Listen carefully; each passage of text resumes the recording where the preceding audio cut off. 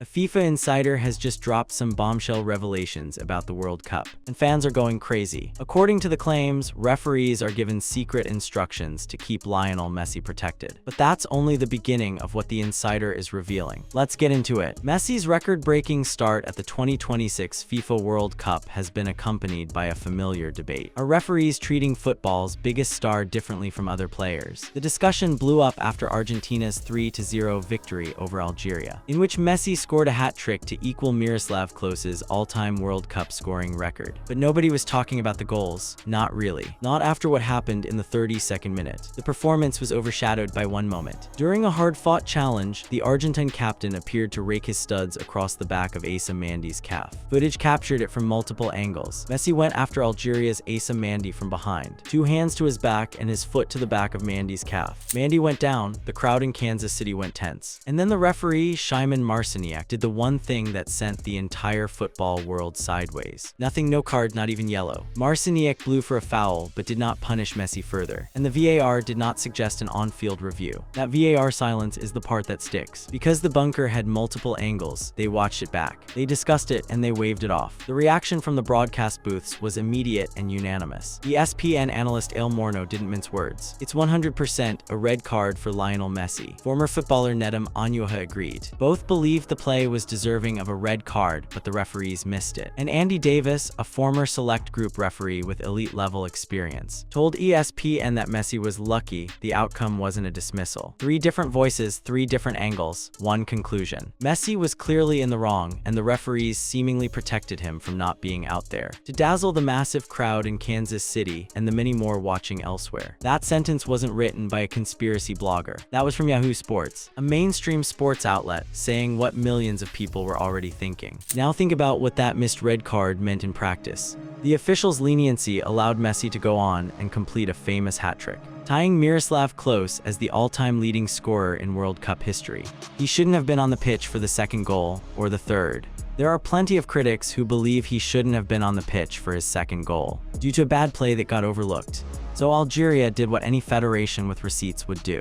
The Algerian Football Federation filed an official complaint with FIFA over the decisions. According to Reuters, the FAF raised concerns with FIFA about the performance of Marciniak, who is also accused of failing to correctly punish a further 2 challenges. Not one incident, 3 in a single game, all involving the same player, all going unpunished. The grievance was elevated to FIFA's refereeing commission, a formal acknowledgement that something fundamental felt wrong. And then, just when you thought the Algeria game had produced its final controversy, another Messi moment surfaced. This one involving a brand new rule that had just been introduced to the game. Miguel Almiron became the first ever player in football history to receive a red card under the new IFAB rules. The referee sent off the Paraguayan after he saw a review of him talking to an opponent while covering his mouth. Under IFAB's new laws, doing that results in a red card. Messi covered his mouth too, on camera, during the same tournament. Fans spotted the Argentine legend covering his mouth during the 2026 FIFA World Cup. The Paraguayan was sent off for doing the same, and yet fans wondered why Messi wasn't. The explanation that came back: the new rule only applies in a confrontational situation with an opponent. Messi wasn't in that situation. Instead, the Argentine was in deep conversation with his teammates and even head coach Lionel Scaloni. Fine, context matters, rules have details. But here's the thing, that explanation had to be delivered publicly, defensively by someone with a platform. Because for everyone watching, all they saw was, Almiron got red, Messi walked free. That's the moment this conversation stopped being about one tackle and started being about a pattern. To understand how deep this goes, you can't start in 2026. You have to go back nearly 2 decades to a confession that a referee made. Not anonymously, not through a leaked document, but on television, with his name attached without a hint of shame. In 2007, Lionel Messi was on the verge of missing the Copa America final versus Brazil, owing to a yellow card he'd accumulated throughout the competition. The referee Carlos Shandia chose to step in. Let that land for a second. A referee, the one person on that pitch whose entire purpose is impartiality, decided to intervene on behalf of a player. Not in a subtle, look the other way kind of way. He intervened with a negotiation. Shandia said on the ESPN show. Out of nowhere, Messi lifts a ball and touches it with his hand, but in the middle of the pitch. There was no goal-scoring chance for the Mexican team or anything like that. So I told him, this is a yellow card, but it will cost you your jersey. And I didn't show him the yellow card. A mid-game deal between a referee and the player he was supposed to be judging. During an international semifinal, the then Barcelona youngster faced the prospect of being booked in that encounter, which would have meant him missing the final against Brazil due to accumulating yellow cards during the tournament. Shandia knew that, and rather than apply the rules, he chose to trade them. Messi kept his end of the deal and handed Shandia his match-worn shirt after the game. Shandia said, "He gave me the shirt in the dressing room afterwards. In fact, he wanted to take it off on the pitch and I told him, no, take it to the dressing room. And he came to the dressing room with the jersey and left it there for me." There's something almost casual about how Shandia tells this story. Like it's a fun anecdote. Like there's nothing fundamentally broken about a match official bargaining with an elite footballer for a souvenir in the middle of a Copa America semifinal. But there absolutely is. Referees are supposed to officiate games fairly and without bias. And that conduct displays a favoritism toward Messi, even if wrapped in something that sounds harmless. Now here's where the story gets even more layered. The Chilean former official ended up giving the match-worn shirt to his son, and believes his action led to him not being selected as the referee for the Copa America final of that year. So the system noticed. Somebody in the officiating chain was watching, registered what Shandia did as a problem, and quietly removed him from the biggest game of the tournament. Not publicly, not with a press release, just quietly gone. That's not accountability, that's damage control. And the story didn't end in 2007, because the Shandia incident opened a door that wouldn't close. At an Inter-Miami match, an official asked Lionel Messi for his jersey after the final whistle. A referee walking up to a player he'd just officiated, asking for a souvenir. Mexican referee Marco Antonio Ortiz Nava asked Messi for his jersey after the game, and got his wish granted. In a statement to Front Office Sports, CONCACAF said it learned that Ortiz Nava approached Messi to ask for an autograph for a family member with special needs. The referee's conduct does not align with the Confederation's Code of Conduct for match officials and existing processes for these types of requests. In other words, they admitted it was wrong, while making it sound almost sympathetic. But strip that softness away, and what you have is a second referee, at a second level of the game, showing personal admiration for Messi, in a situation where professional distance is the only acceptable standard. It's not the first time an official has exhibited questionable professional behavior in exchange for a Messi jersey. That sentence is from Front Office Sports, connecting the dots across incidents, treating this not as a one-off but as a pattern, and that's exactly what it is. When a referee sees Messi as a fan before he sees him as a player, the whistle doesn't work the same way. So how does this actually work on the pitch? Not the backroom deals or the jersey requests, those are the visible edges of something much wider. The real question is, what happens inside a referee's head in the 3 seconds between seeing an incident involving Messi and deciding whether to reach for a card? Former Premier League and Champions League referee Mark Clattenburg gave one of the most honest answers anyone in his position has ever offered. He didn't confess to corruption. He didn't admit to giving Messi an easier ride. But what he described is, in some ways, more revealing than either of those things. When Clattenburg first refereed Messi, he was shell-shocked genuinely. It was Barcelona against Paris Saint-Germain, and he remembered thinking, "Oh my God, this is unbelievable." When you referee, he said, you tend to watch the ball. But with Messi, you could lose the ball entirely. Think about what that means for officiating.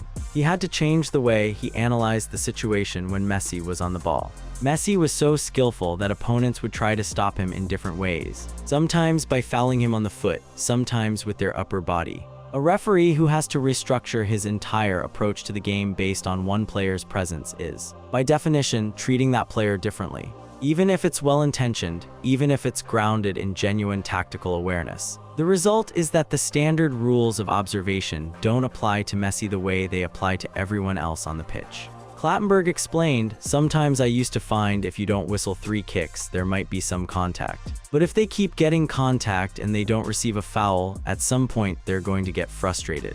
So you're trying to limit the frustration by when they do get kicked, you've got to judge, is that kick enough for him to fall down?" So the referee is managing Messi's frustration, actively in real time, calculating how many fouls he can let slide before Messi snaps. That's not neutral officiating, that's tailored officiating. And Clattenburg isn't presenting it as a scandal. He's presenting it as just how you handle elite players. Which might be the most troubling part of all, because it suggests this thinking isn't unique to one official. It's baked into how referees are trained to think about football's biggest names. Ex-Premier League referee Graham Scott was blunt about it. Yes, superstars receive preferential treatment from referees, although nothing like as much as many fans seem to think. There it is, from someone who was inside the system. Not a pundit, not a fan account, a former official, confirming that the treatment is real, while arguing about its scale. And the scale might be bigger than Scott wants to admit. Because there's a well-documented phenomenon in sports psychology sometimes called star treatment. The idea that officials unconsciously factor in a player's reputation, their role in the spectacle, their marketability when making split-second decisions. Due to Messi's status as one of the sport's greatest players, refereeing decisions involving him often receive far greater scrutiny than those concerning most footballers. But heightened scrutiny works two ways. It means more eyes on every decision, which should mean more accountability. And yet the decisions keep going the same direction. Clattenburg added a footballing insight that many fans might not notice. Everybody knows that there's a higher threshold when it goes inside the area than it is on the halfway line. That's just football. Understanding the contact has to be more because you're giving somebody a free shot. A higher threshold, a built-in sliding scale for contact. That's not a conspiracy, that's the architecture of how the game is called. And for a player like Messi, who draws defenders the way gravity pulls objects, that higher threshold follows him everywhere, not just in the box, everywhere he goes. Some believe the Algeria incident is evidence that elite players can sometimes benefit from subconscious bias. Subconscious, that word is doing enormous work in that sentence, because it removes intent while confirming the outcome. Nobody had to pick up a phone and order Marciniak to protect Messi. The system had already been calibrated over decades to produce that result automatically. The 2026 World Cup didn't invent this pattern, it inherited it. And the clearest proof of that sits in the data from Qatar 4 years earlier, where Argentina's run to the title was shadowed by refereeing controversies that nobody in the sport has ever fully resolved. During Argentina's 2022 World Cup triumph in Qatar, various nations raised concerns about refereeing decisions. Argentina were awarded 5 penalties across 7 matches, a record for any World Cup team. While some penalties were clear-cut, others sparked debate about whether the favoritism extended to Argentina's talisman. 5 penalties across 7 games, that's a record. In a tournament where every team is fighting for the same calls, Argentina walked away with the most. And they won the whole thing, on penalties ultimately in the final. So the question that lingers, uncomfortable as it is whether those penalty calls were strictly by the book, or whether the referees assigned to those games were, consciously or not, inclined to give Argentina's captain the benefit of the doubt. The Lajas game sits at the center of all of this. The quarterfinal between the Netherlands and Argentina at the Lusail Stadium in Qatar became infamous. Spanish referee Antonio Matthew Lajas issued a FIFA World Cup record 18 yellow cards and 1 red card, setting a new record for cautions at any FIFA-administered international tournament. It was chaos. The kind of game where you couldn't tell whether the referee was trying to control events or make himself the story. Matthew Lajas also overlooked a potential handball by Messi. In that same game, the same game where he was handing out yellow cards to both sides with what felt like theatrical enthusiasm, he missed a handball by the Argentine captain. Netherlands midfielder Frankie de Jong called Matthew Lajas scandalous, saying that when regular playing time was over, the Argentina players all went to the referee, and from then on he only whistled for Argentina. Jurriën Timber's shoe was kicked off, but then he whistled for a foul against us. Luke just wins a normal header and he blows his whistle. They kick the ball into our dugout. He doesn't care. Messi takes the ball with his hand, just lets it go. From the Dutch point of view, it wasn't close. And then, after the game, Messi went after Lajas publicly. Argentina's captain called out Lajas after the game, stating that FIFA mustn't allow such referees to officiate games, as he failed his task during the match. He said, "I don't want to speak about referees because after they will sanction you, but people saw what happened. I think FIFA must take care of this. It cannot put a referee like that for a match of such magnitude." And then this is the part where the story bends. Spanish referee Antonio Matthew Lajas was sent home from the 2022 World Cup after the controversial quarterfinal, partly following Messi's on-field criticism of his officiating. He didn't ref another game. Gone. Let's be precise about what happened there. A player publicly criticized a referee. The referee left the tournament. You can frame that however you want. Maybe Lajaz's performance genuinely warranted removal, and that removal was already planned regardless of what Messi said. But the optics of it, the sequence of it, Messi spoke, the referee disappeared. And in a world where that kind of power dynamic doesn't usually flow from players to officials, it raised a question that never really got answered. Does Messi's influence extend beyond the pitch?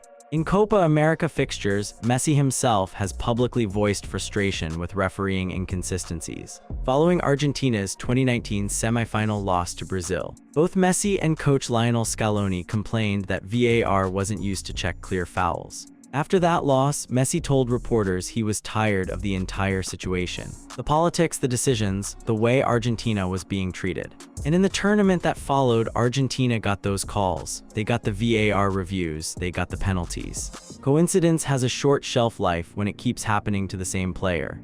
None of this existed in a vacuum. The protection, the star threshold, the benefit of the doubt. The whistle calibrated to manage Messi's frustration, all of it has a limit. And the moments where that limit gets tested are some of the most revealing in Messi's entire career, because they show what happens when the system tries to apply the rules and what happens after. Mark Clattenburg cautioned Messi, that's on the record. I cautioned him and he just didn't speak because he deserved it. He put his foot on another player, he knew he'd done it. No argument, no protest, Messi accepted it. And Clattenburg noted something interesting about that. He supported referees and spoke in such a respectful way. I've cautioned him and sent him off, but he would always come back and have time for you. That dynamic, the one where Messi accepts discipline without making enemies of officials, is not accidental. It's part of why referees tend to extend him grace. When a player constantly shows that kind of professionalism, that quiet acceptance of even the calls that go against him, officials unconsciously reciprocate. They want to maintain that relationship. Confrontational players get managed through punishment. Respectful players get managed through latitude. Messi built a career on earning the second kind. But here's where it gets complicated, because the same system that extends latitude in one direction can refuse to extend it in another. Other players receive cards for far less deliberate contact. Yet Messi, despite clear stud-to-calf contact, walked away without so much as a booking. When that disparity is visible enough for an entire national football federation to file a formal complaint, the system has failed not just Algeria, but the integrity of the sport.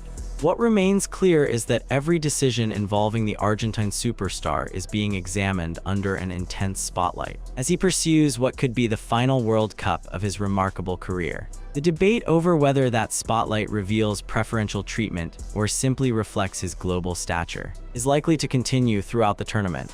And that's exactly the cover the system uses. Every time the pattern is pointed at, the response is the same. He's the most scrutinized player in the world. Of course, every decision looks magnified. But scrutiny and protection aren't opposites. In fact, for Messi, they may operate together. The more the world watches, the more referees know who they're dealing with. And knowing who they're dealing with, knowing the commercial weight, the global audience, the history, shapes how they call the game. Supporters of the Argentina captain argue that every major star, from Messi to Cristiano Ronaldo and Kylian Mbappe, becomes the subject of controversy because of the attention they attract. That's fair. But the Algeria Federation didn't file a complaint about Ronaldo. They didn't file one about Mbappe. During France's opening World Cup victory over Senegal, officials faced criticism for denying Mbappe a penalty after a VAR review. Mbappe got denied, Messi walked free from a studs-up challenge. Same tournament, different outcomes. The broader question remains unresolved. Whether football's greatest player has earned a special status that transcends the laws governing the game, or whether he's simply caught in the crossfire of modern football's obsession with stardom. That is not a question with a clean answer. The incidents are real, the complaints are filed, the pattern is documented. And at 38 years old, playing what many believe is his final World Cup, Messi is at the precise intersection of the game's mythology and its mechanics. The point where the rules of football meet the rules of spectacle, and where those two sets of rules don't always agree. What happens next in this tournament will tell you everything. Every foul Messi commits will now be watched with fresh eyes. Every card that doesn't come out will be logged. Every VAR silence will be questioned. The Algerian Federation cracked something open when they filed that complaint, because they forced FIFA to respond to a document that essentially accuses its refereeing system of operating a two-tier justice system. One for the player the world came to watch, and one for everyone else. The question haunting viewers is now about whether the sport's greatest player is receiving the protective shield that elite stardom affords. And based on everything from a jersey deal in 2007 to a sent-home referee in 2022, to a stud-to-calf challenge that went unpunished at the 2026 World Cup, the evidence suggests that shield exists, that it's been operational for a long time, and that the people inside the system have known about it the whole time. The only thing new is that everyone else knows now too. Thank you for watching. If you enjoyed watching this video, click on one of the boxes playing on your screen to watch more similar